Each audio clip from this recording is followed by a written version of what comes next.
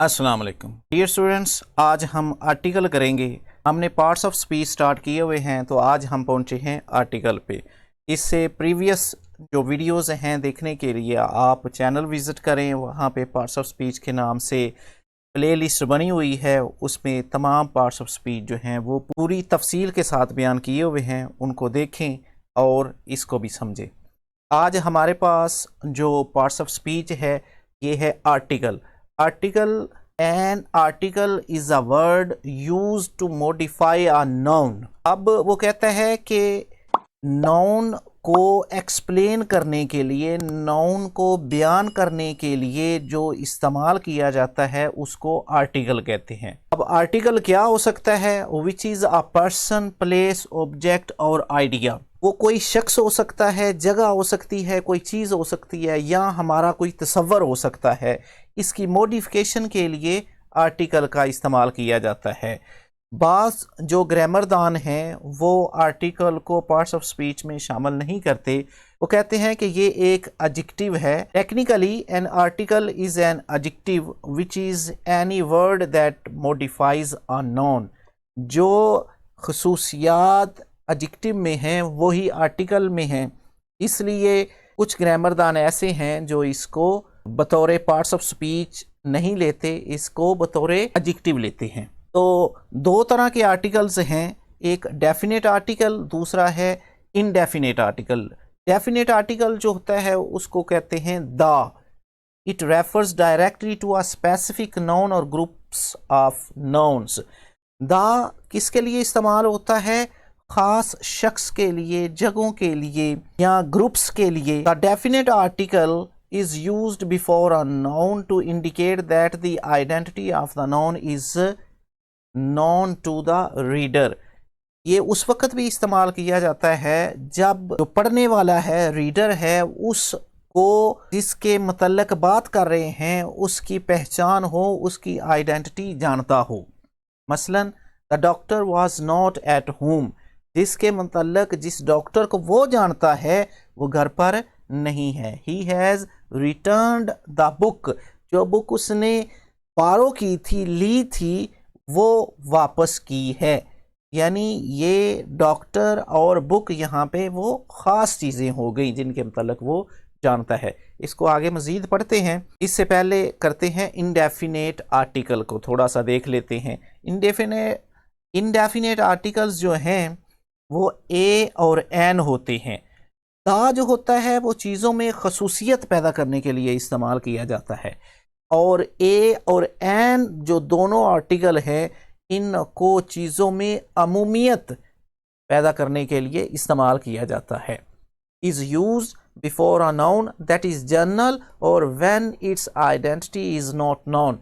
जब उसको general meaning में इस्तेमाल किया जाए या उसकी आइडेंटिटी जिसके मतलब बात कर रहे हो उसकी मालूम ना हो तो उस वक़्त ए या एन लगाते हैं। मसलन आई गेव हिम आ रुपी। मैंने उसको 1 रुपया दिया। किसको दिया ये पता नहीं। A stranger came to me. एक अजनबी मेरे पास आया। We met a beggar. हमारी मुलाकात एक भिखारी से हुई। अब यूज़ ऑफ दा करते हैं तो ज़्यादा ये मज़ीद क्लियर हो जाएगा। कब दा इस्तेमाल करेंगे हम? दा को कब हम इस्तेमाल करेंगे? Before the names of books, newspapers and magazines. अखबारात, किताबें और मैगज़ीन के नामों से पहले दा इस्तेमाल करेंगे। मसलन she was reading the Holi Quran. दा लगा है कुरान पाक से पहले। द कौमी डाइजेस्ट, ये मैगज़ीन का नाम है, was in great demand.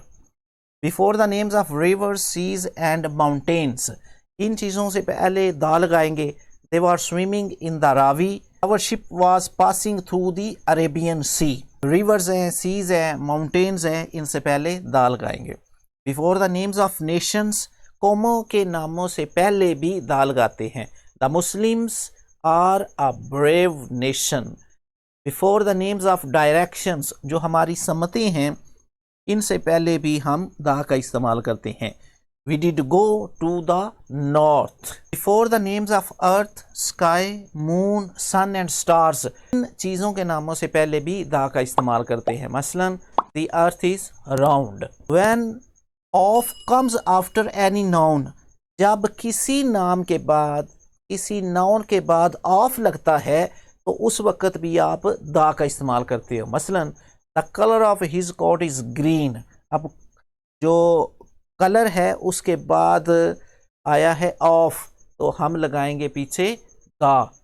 The gold of a nib was not pure.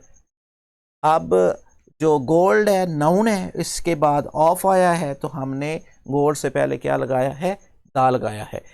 अब बाज़ दफ़ा हम पढ़ते हैं दा, बाज़ दफ़ा हम पढ़ते हैं दी। इसका भी फ़र्क समझ लें ज़रा।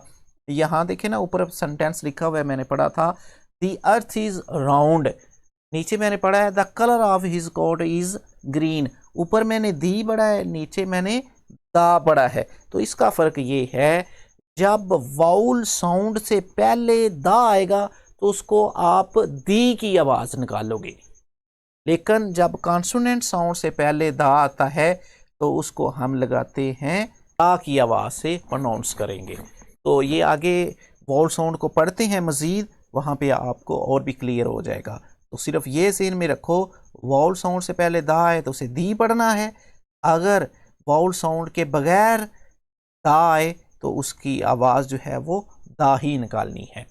आगे चलते हैं तो हम पढ़ेंगे use of a and an. A is used before a noun that starts with a consonant sound. A जो है वो कब इस्तेमाल होता है, जब कोई चीज़ कॉन्सोनेंट साउंड से पहले इस्तेमाल होती है।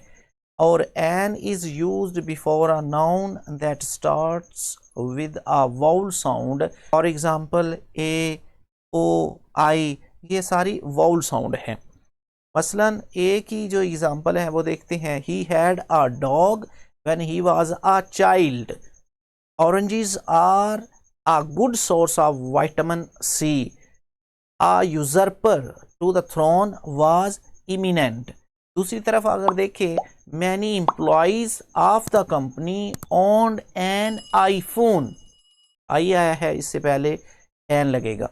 Following an SOPs is a good way to ensure everything goes smoothly। जहाँ पे वाउल साउंड आएगा वहाँ पे हम इस्तेमाल करेंगे एन, और जहाँ पे कॉन्सोनेंट साउंड आएगा वहाँ पे हम इस्तेमाल करेंगे ए।